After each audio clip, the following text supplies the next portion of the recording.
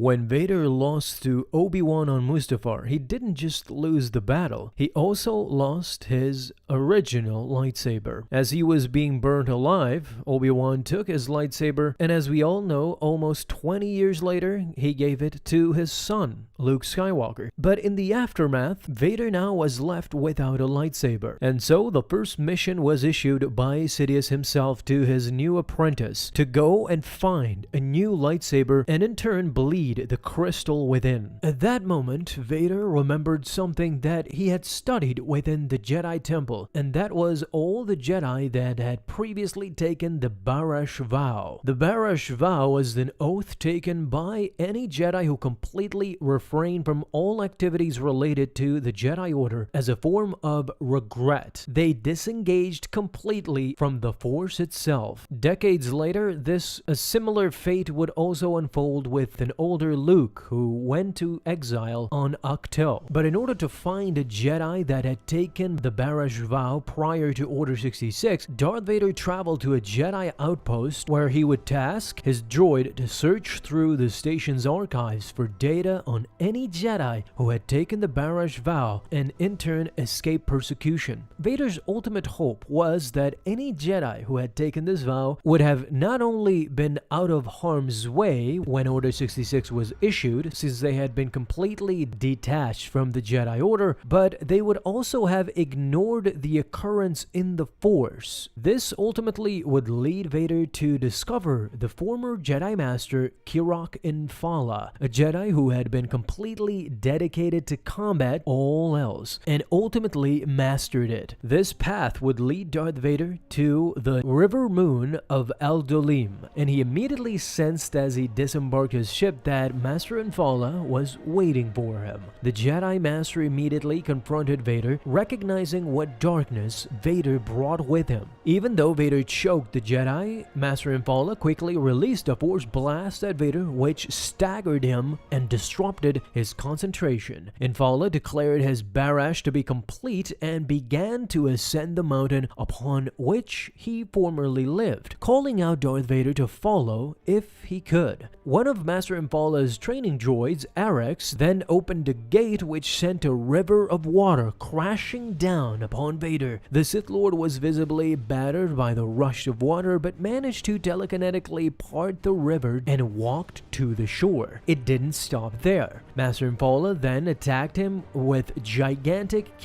carnivorous birds, which managed to damage one of his cybernetic legs. Vader eventually crushed all of them with the Force and made his way to the peak of the mountain, where Master Infala and Arex were waiting for him. Vader quickly unleashed a Force push that blasted Master Infala off his feet and dazed him long enough for Vader, who was unarmed, to destroy Arex and take the droid's training lightsaber. Now, with a weapon in hand, he threw the droid off the mountain and engaged Master Infala, who sensed that Vader not only wanted to kill the Jedi, but wished to take his Jedi lightsaber as well. Sadly though, the previously damaged leg from the birds led to Vader being in a real disadvantage in this duel, rendering him unable to continue the fight. Master Infala then declared his intention to seek out Sidious and kill him once and for all, and blasted Vader off the top of the mountain with the Force. As Master Infala takes on his journey to seek out Sidious, later on Vader would regain his consciousness. He used the Force to reassemble his cybernetic limbs with the dismembered pieces of Arex, who coincidentally had landed near where Vader had fallen. He then tracked Master Infala to Ambalar City, a beautiful city located at the bottom of a dam. For a long time, its citizens would live in harmony and peace.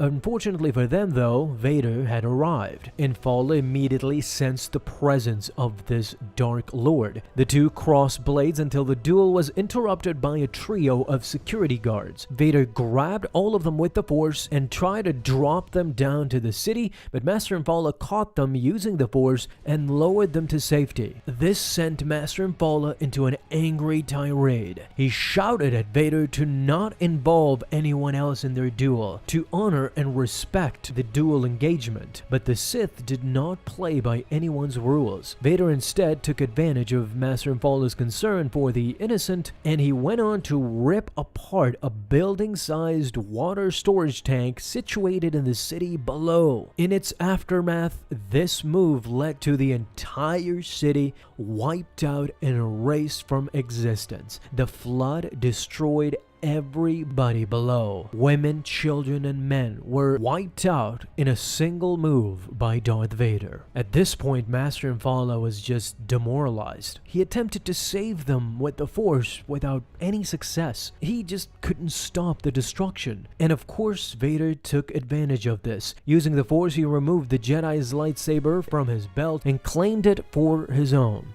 He then grabbed Master Infala in a Force choke and lifted him above the dam. Infala pleaded with Vader to spare the civilians below the dam, but Vader simply ignored him as the enormous tank bursted out completely, and by now the Amblar city was in complete ruins. Vader crushed Infala's throat with the Force and tossed his body into the wreckage below. His mission was done. No matter that the city had been erased from existence, Vader took the lightsaber and its crystal and ultimately would bleed this crystal, bending it into Vader's own will. The sad truth about all of this is that Amblar City, once a flourishing and peaceful place, had now been erased from history.